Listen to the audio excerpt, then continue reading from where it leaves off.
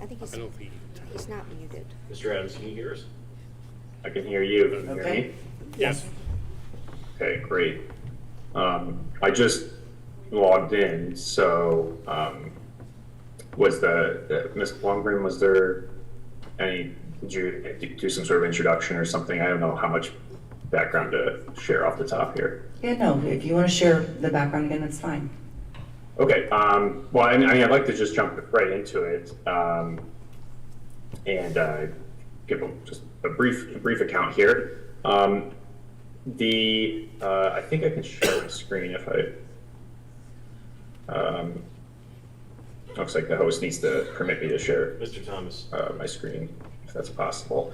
But while that's being worked on, yeah, good to be with you all virtually here. My name is Jordan Adams. I'm founder of Vermillion Education, a K-12 education consulting business. Of course, Penridge School District contract with Vermillion to assist them with their curriculum review and development. The board required in the contract that Vermillion provide progress reports to the board, and I shared my first one of those back in May 9th, and about a week after the contract had been approved. And then before I shared the next progress report for tomorrow's board meeting, Ms. Blumgren asked if I could attend a curriculum committee meeting, which I know was originally slated for the 7th. And so now we're meeting on that tonight, this evening. Let's see if it works now. Okay. Let's see here. All right. So Dr. Bolton had shared for Vermillion's review a new curricula the district was working on for 2 subject areas. And this analysis is the result of reviewing curriculum materials in Atlas, which, for those who are unfamiliar, that's the platform that houses what teachers should teach in a given grade level or subject area, resources for doing so. It also involved reviewing the instructional resources themselves, such as novels, storyboards, and conversations with district staff. Nothing in this presentation should be construed as a commentary on any individual teacher or necessarily constitute a recommendation to exclude a given resource or content from use. Rather, it's to provide information to the board and the public. The board might make decisions that they deem best for Penridge students and families in light of the information here and as representatives of their constituents. To my knowledge, the information is accurate, but there are, of course, many moving parts within the district, and adjustments may be made in light of new information produced by the district as it's shared. So the 2 areas that I'd like to focus on as a bit of an overview here are these two English courses in 7th and 8th grade that have been proposed, and some status reports on social studies, and then some just general process recommendations on the back end. So first, the analysis and the English courses, these are called analysis fiction and nonfiction. They are intended for grades 7 and 8, so 2 separate courses with curricula in them. They've been proposed by the district for board approval. These predate Vermillion's involvement or contract, and their timetable was slated for adoption this fall of 2023. They're called analysis fiction and nonfiction. They're also referred to as reading English language arts. At least that's my understanding of how they're titled in Atlas. They're called analysis fiction and nonfiction. My understanding from talking with district staff is that these courses are intended to be in addition to the standard English language arts course in 7th and 8th grade, and that it's supposed to have a reading focus to it. It's supposed to be an opportunity for students to deepen their reading skills and comprehension. So in looking through those courses as laid out in Atlas and in reviewing the instructional materials used to teach those, there are a couple opportunities to strengthen the curriculum offerings that are there, and five categories in 5 ways. and I'd like to just walk through a couple of those here. So the first one is, I think there's an opportunity to introduce additional works of fiction, poetry, nonfiction for students, so they can read it, analyze it, discuss it, write about it as appropriate. The thinking here, what struck me is that these are intended as reading courses to strengthen reading comprehension and text analysis skills. That there could be additional works that will make them for stronger courses and make for stronger readers on the other end. Just to give a little bit of a breakdown of what is currently being recommended. So in 7th grade, this is 12 to 13-year-olds in a full year course, and to be clear, they're strong readers will take the course for a half a year. Those readers who are struggling would take the course for a full year. And in 8th grade, if there are students who are still struggling, then the struggling readers would take a full year course. And so in the full year versions of it, there are 3 novels in 7th grade, 1 book of short nonfiction stories, 4 nonfiction articles, 3 excerpts from books, and 1 poem, with an average Lexile score for judging the difficulty of the text and scaling it with where students are at. The 760L, which is about 4th grade or 9 to 10 year old historical target, pre-pandemic was around 1080. Nationwide. In 8th grade, there were 13 to 14 year olds full year course, and this one again is exclusively for students who are struggling. They have 1 graphic novel, 1 historical work of fiction, 1 verse novel, which is a poem in book form, novel form, and 1 short story, a selection of nonfiction article options for a project that students work on, and then 5 excerpts from fiction books.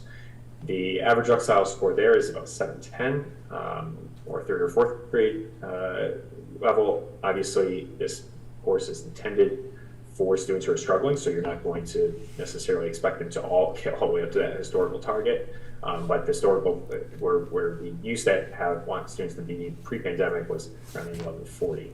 So the main idea here is that by expanding the number of pieces that students get to encounter, that they get to read, that they get to grapple with, and gradually expanding and stretching students with the difficulty of the works over the course of the year, so that they can grow and make additional gains. I think there's some ways to improve that.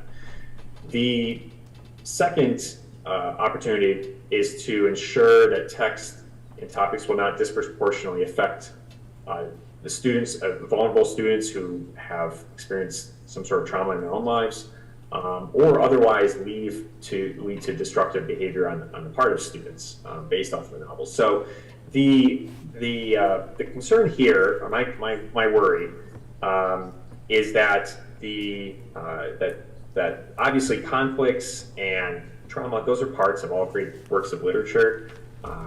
If they all revolve around some sort of inherent conflict, and so they're going to be there, and students need to encounter those. That's one of the ways in which they broaden their horizons. It's one of the ways in which they get to experience or think through some things that they might not be able to experience. And when it's in the case of something that's negative, then it's good to be able to empathize with others through that experience, through that text. The issue isn't necessarily with any one particular text in there. So, for instance, The Outsiders is by S.E. Hinton is a text that's suggested, and it is one that involves some more serious scenes and some violence and gang related backdrop. By itself, it may be just fine to have in there. That's a classic text that's been around for a long time. I read it when I was in public schools, and I think, but it's when that becomes the main theme of most of the books that students are reading for the year. And the worry here is that they're going to the students who have experienced traumatic events are going to be brought through some of these things once again. And of course, district staff and counselors do their best to be on top of where students are at and who those students are, but we don't know everybody and what their backgrounds are.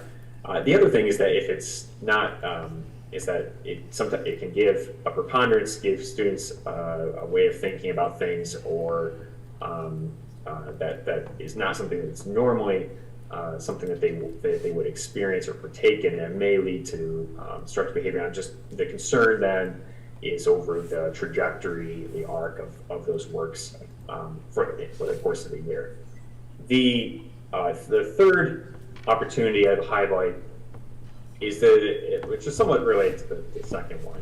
This is just to establish a clear district policy on whether mental health education and resources are to constitute English language arts lessons, or else be included as non-curricular presentation.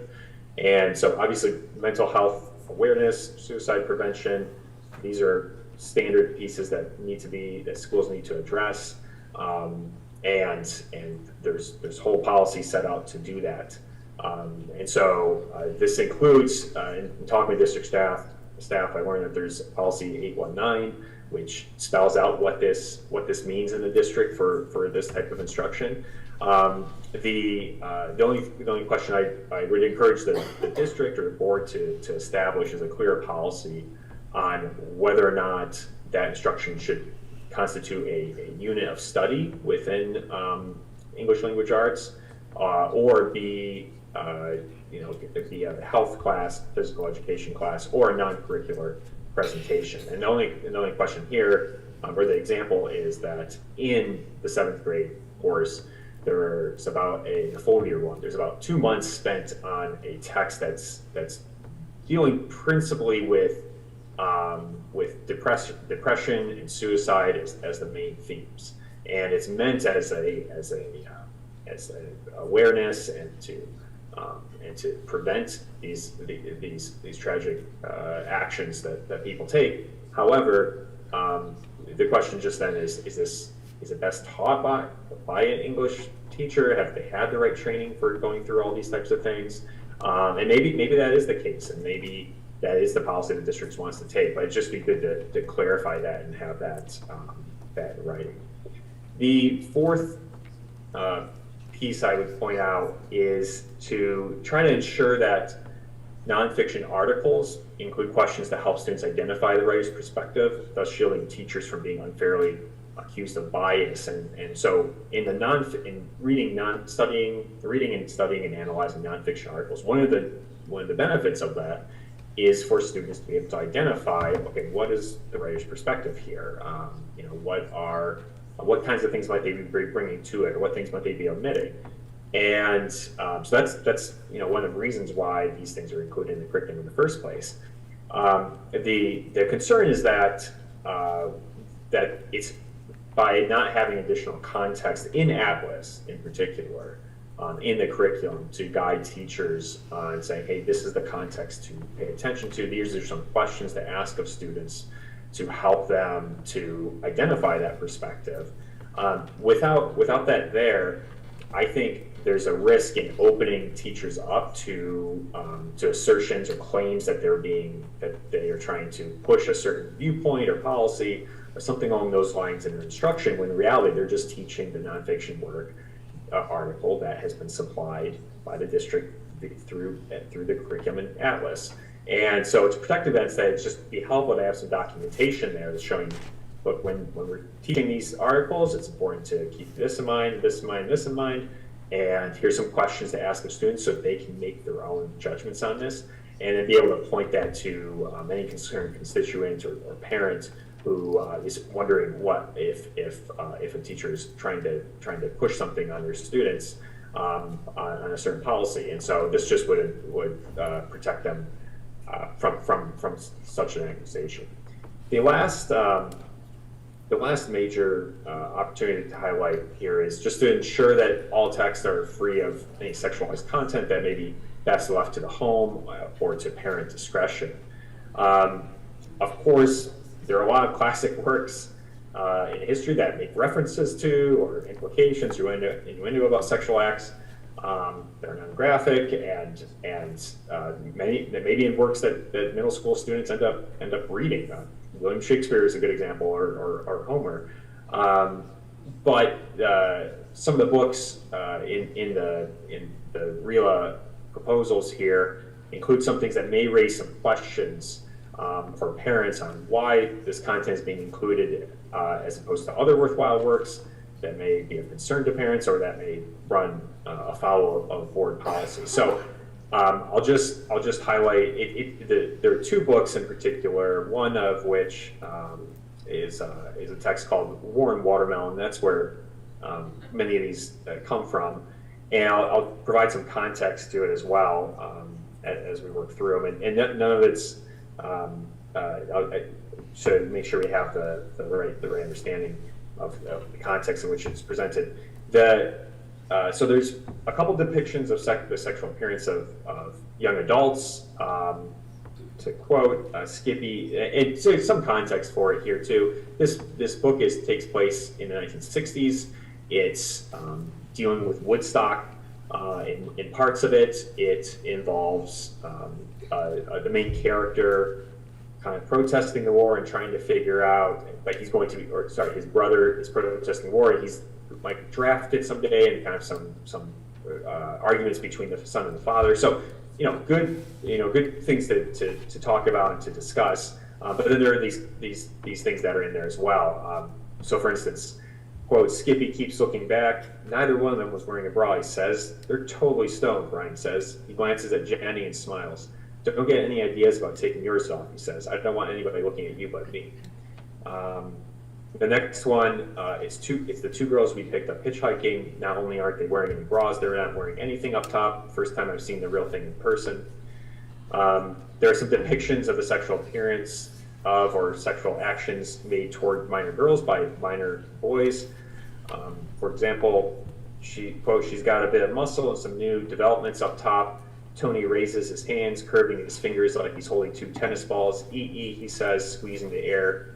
And so either, the girl here is beginning junior high school, so approximately 12 years old. The most generous reading of this action by Tony, who's also around 12 years old, is that he is indicating or teasing that the girl is developing breasts in puberty. And the more serious reading is that he wants to, or is joking about squeezing her breasts.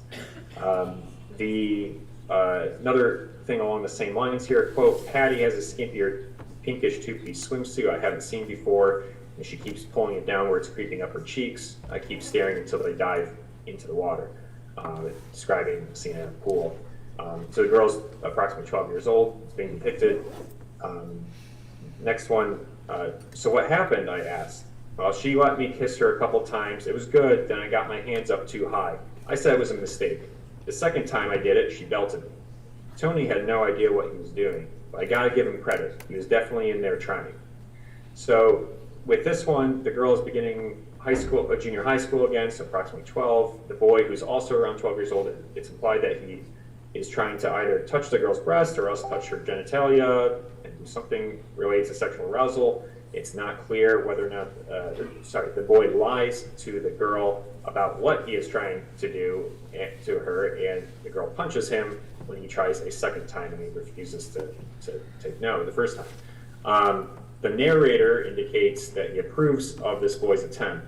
The statement that Tony has, quote, that Tony has no idea what he's doing may read as either A, that Tony doesn't know why he's trying to touch the girl beyond believing that's something that sexually mature people do, or he does want to touch the girl but doesn't know how to get her to let him.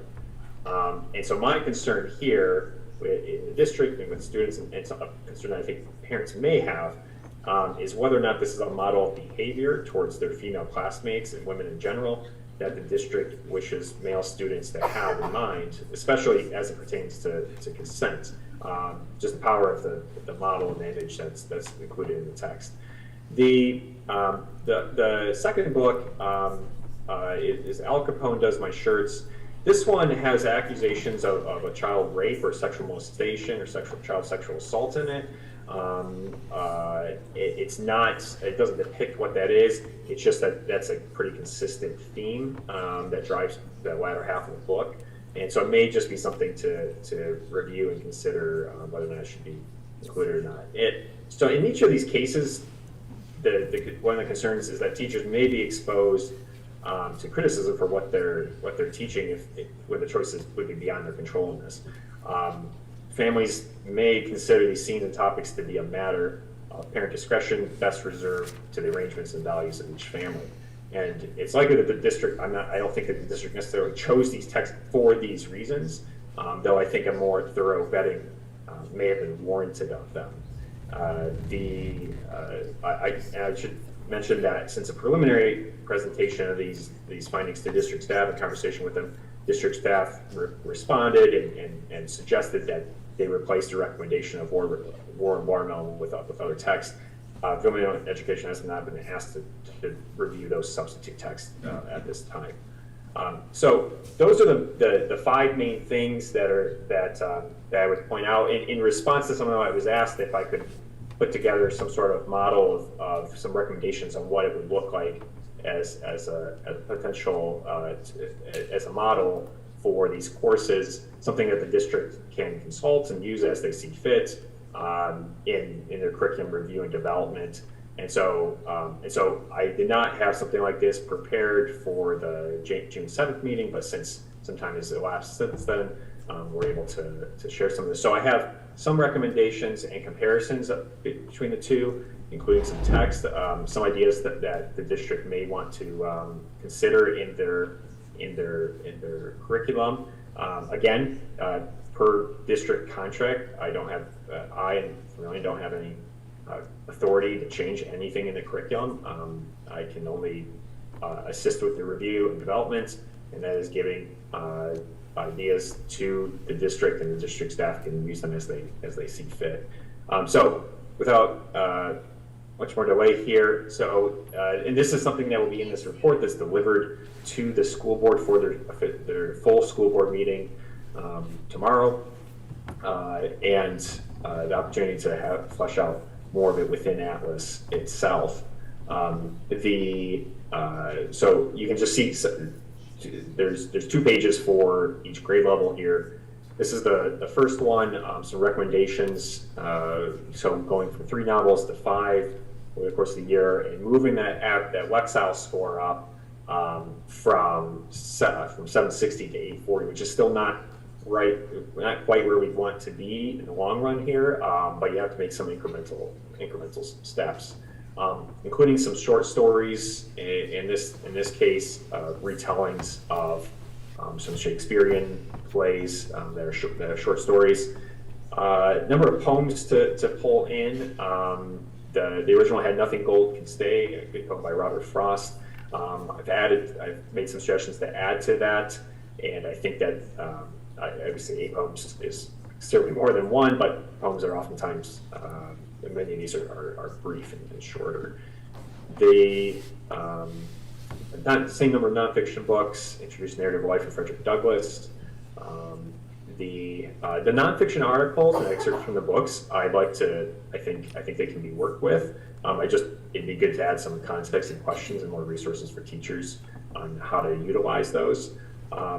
There are 2 plays suggested: A Miracle Worker by William Gibson, which is about Helen Keller and her teacher, and a couple speeches that correspond with one of the nonfiction books, The Narrative Life of Frederick Douglass. So that's the 7th grade. The 8th grade is it's moving from a graphic novel, verse novel, to 4 novels. Recognizing the students are still still for struggling readers here. Moving the Lexile score up from 710 to 990 as an average over the course of the year. Introducing a couple additional short stories and poems. Again, I think that the book excerpts are sound again, and these are from fiction works, so I don't think there's necessarily as much context that needs to be added into them.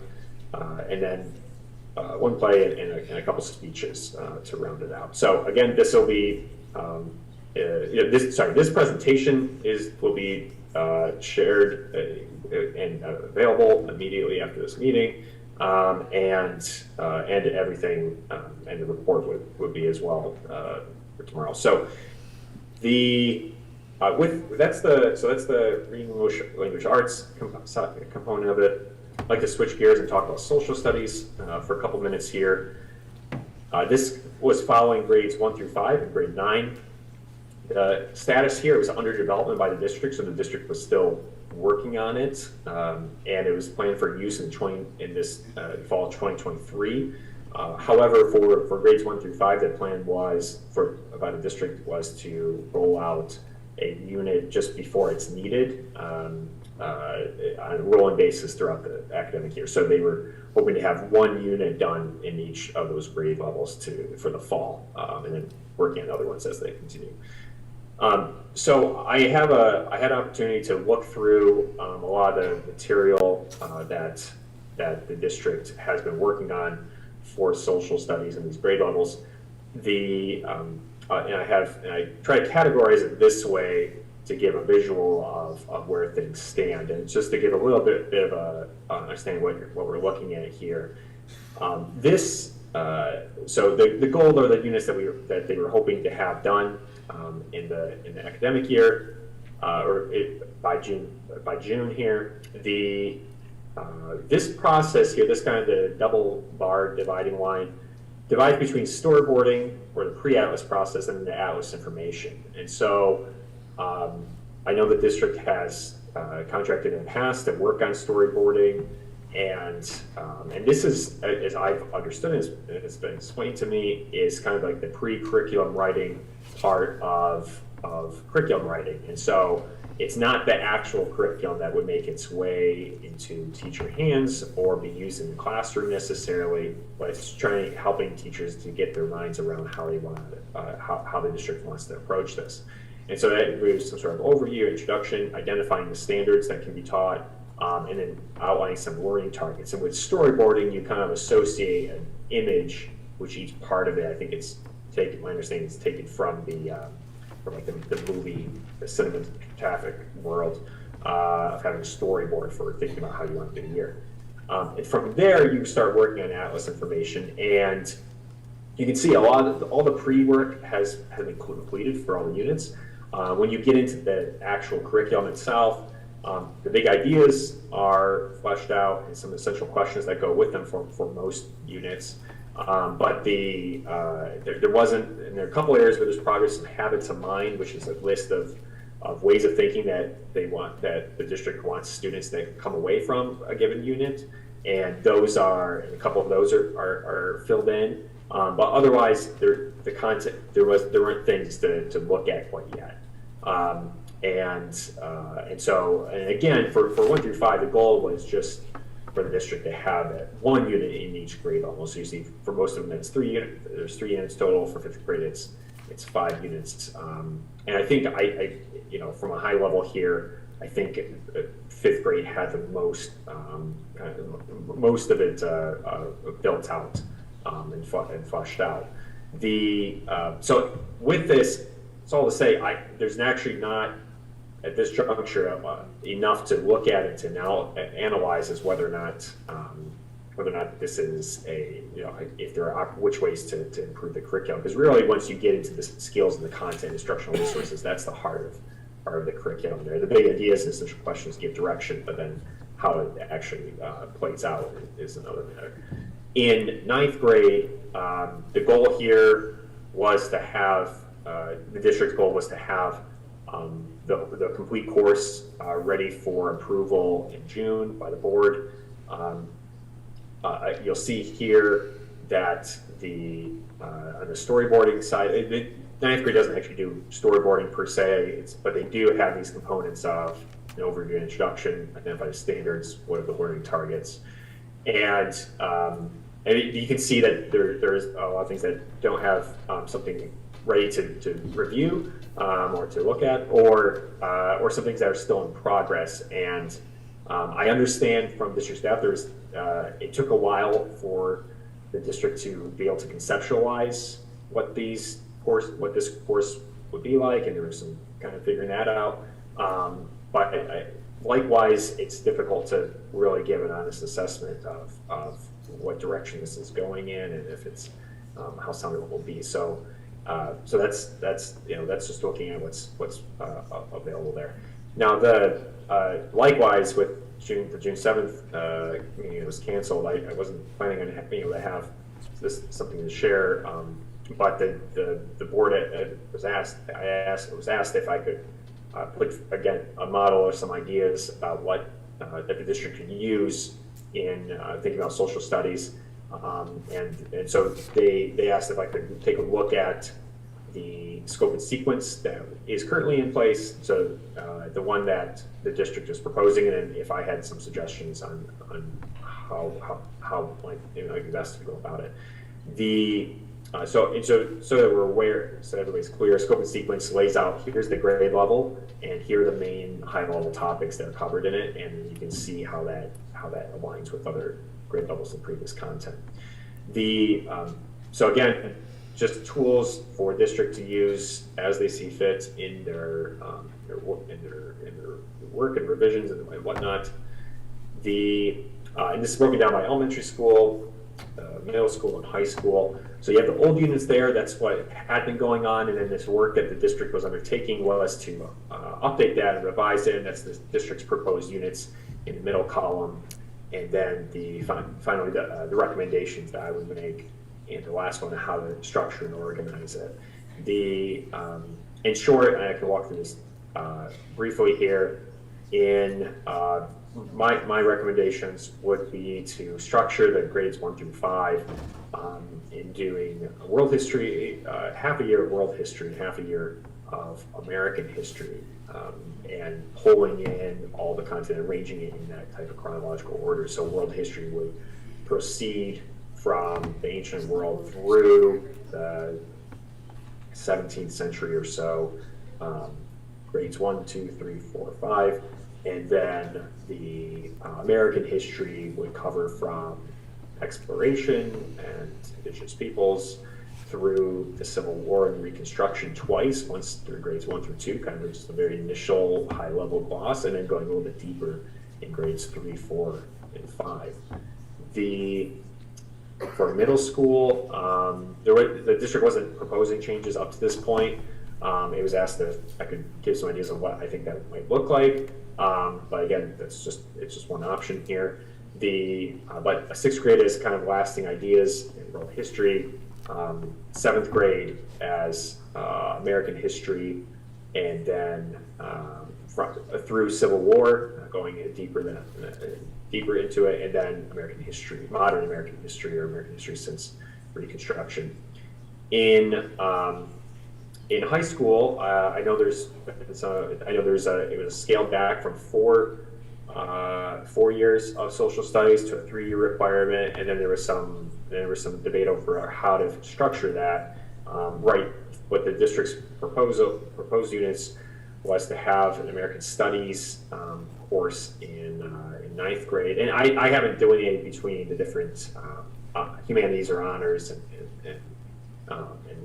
regular at this level, but then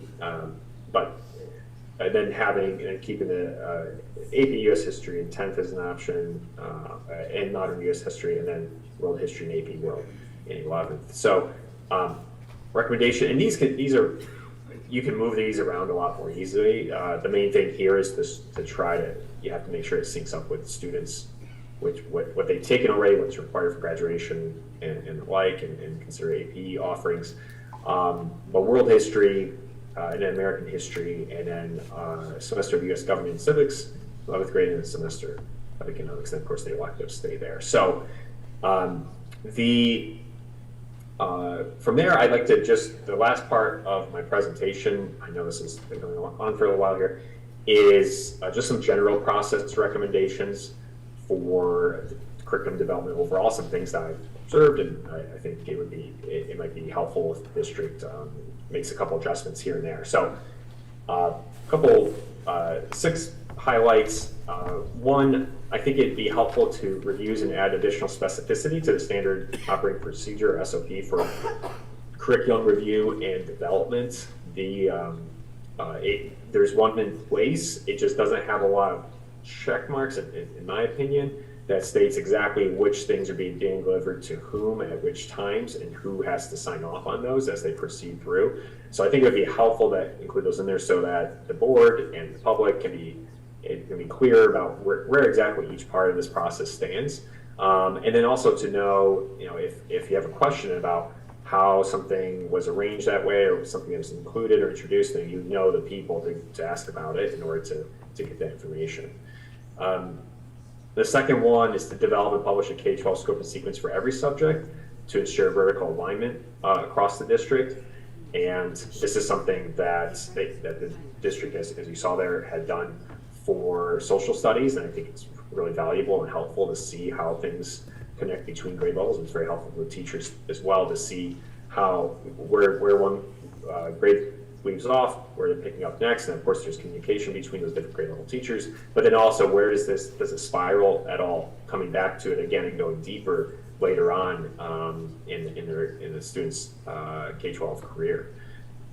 Number three, there are learning experiences in Atlas. These are activities or assignments students engage with directly. Currently, those are restricted from public view, and I think I would recommend making sure those things are available to review. Of course, you don't want to have assessments available to public view because then everybody knows what's on the test. But the assignments and activities and things like that go along with it. I think it's something that right now it's only accessible to folks within the district system.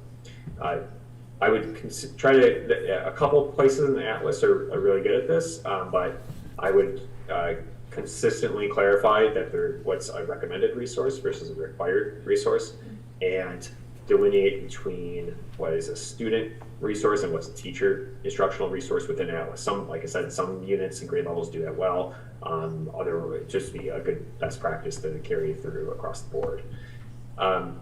Including documentation on any supplemental instructional resources that have been suggested by teachers and approved for use by supervisors. So within Atlas, under instructional resources, and I think this is a really great practice that the district staff have put in place. They have specific, it's like an info doc that says if a teacher is going to bring in something in addition to what's here in Atlas, it needs to be approved by a supervisor. And so I think it would be helpful to include the documentation of those types of things. I don't necessarily think of things that have been not approved. I don't think that's very helpful, but things that have been approved to just say, yes, this was brought up by this teacher for use, signed off by a supervisor, and just have a clear account of what that is. And maybe that's already in place. I'm not aware of it, but maybe there's some documentation on the back end. And then lastly, try to make sure these learning experiences, if they are going to be included in there, if they are going to be, even if they aren't given, even if parents and public aren't given access to all of them exactly, even for the district's internal purposes, making sure that there's some sort of a link that's tied to those resources. I know some of them are. Or if it's a paper printout resource that the teacher's using, just making sure that it's clear that that's a print resource and where one can access it if the district staff needed to. But anyways, that's a kind of synopsis there. With that concludes my presentation. This time I'm happy to take some questions and answer them to the best of my ability, and see if you have how else I can be of assistance. So, Ms. Blomgren, I think I'm turning it over to you.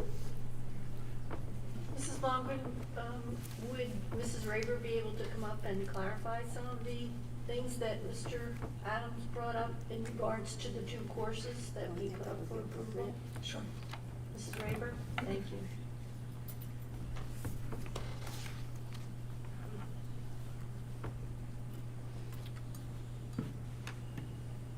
Hi everybody. Hi Mr. Adams. I'm Sarah Raber. I'm the K-12 supervisor of RELA. We haven't met, but hello. Nice to see you. I'm kind of doing this in a little bit of a varied order because this is the first time I've seen all these recommendations, but I did put those courses up for recommendation with my curriculum team, so I kind of want to clarify some of what might be questioned in there. I want to make sure that it's clear, these are reading classes, so RELA is what we do in reading and English, that encompasses all reading classes and English classes, K-12. So these are reading classes, and then we also have English classes, and students are enrolled in them at the same time. So if I'm a 7th grade student, I'm taking a full year English course, which also has text, writing, and all of those things in it, as well as taking a reading course at the same time with text, writing, and all of those things in it. So we have to also make sure we're looking at these two things in tandem when we're talking about standards, content, and the amount of text that we're giving middle school students to read, especially if they're taking the full year course in 7th or 8th grade where they are identified as a student who needs more support in those reading skills and strategies prior to moving on to the high school. We can't overload them with text and expect them to find success and support in those areas. So I just want to make sure it's clear as to why we have both and what the purposes are. Which goes to the reading level. I know that you pointed out with what we had proposed. The entry level of the text doesn't necessarily determine what we ask students to do with the content in order to engage with it, to be successful with the standards. It is part of what we consider. But my job and my teachers' jobs is to make sure all students in that class can access a text, and then we can support them in doing what they need to do with it to learn the skills and strategies so that they are competent, literate readers and writers. We also want to make sure, this is a big part of our rewrite actually, a lot of the texts and some of them that you brought up are from the 2015 rewrite of this course. This was last time these courses were rewritten in 2015.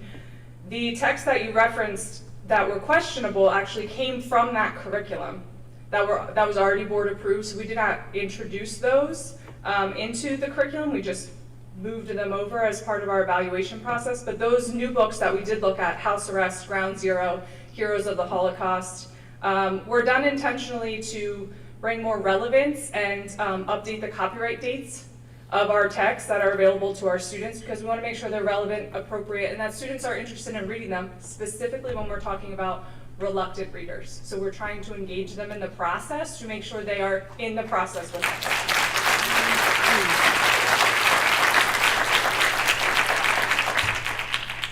As far as nonfiction articles and text, I completely agree with you. We want to make sure students are engaging in their own, in finding their own perspective, not just that of the writers, but all of our teachers make sure that any text we're engaging in, students are reading it to figure out, identify, talk about, and write about their own perspective of that text, knowing what the writer has brought to it and what they're bringing to it as well. So those are questions we absolutely ask. They're not articulated in Atlas, as you had pointed out, but they will be articulated at the learning experience level. These two courses, because they were paused in committee, we did not go to the learning experience level in Atlas. We paused the curriculum writing teams because we do big ideas, essential questions, standards, content, skills, assessments, and get all of those set. And then we get to the learning experience level where we know we can look at the resources that are approved and build learning experiences that are appropriate for students based on those resources. So those will be in there once we get to that point in the writing process, which I agree with you, they should be. I wanted to, War and Watermelon is a student choice book. It was from 2015. We had actually, we're fine removing that as a student choice book, but it is on a list of 8 that students get to choose from after previewing them, and then they pick the one that's best for them. Al Capone Does My Shirts is also a student choice book, also previously in the 2015 curriculum. Fine removing that as a choice as well. And I think I got most of what you, did I miss anything, Dr. Scheid, that you wanted me to address, or anyone, sorry. No. I can't get my own. Oh, I know, sorry, one thing. About the text that you recommended, I couldn't see all of them because the font is very small for me back here, but from a vertical articulation standpoint, a lot of those texts that you did suggest appear in other courses in Penn Ridge, because these two are our last secondary courses that need to be approved by the board. We have renewed and gotten all other secondary English RELA courses approved. So we would have to work together to look at some of those resources and where they already appear. Night is in 11th grade. The Road Not Taken by Robert Frost is in our 7th grade writing curriculum. Nothing Gold Can Say is already in this curriculum that you referenced. So there are some overlaps there that we would really need to look carefully into, especially with the amount of text that we're looking at.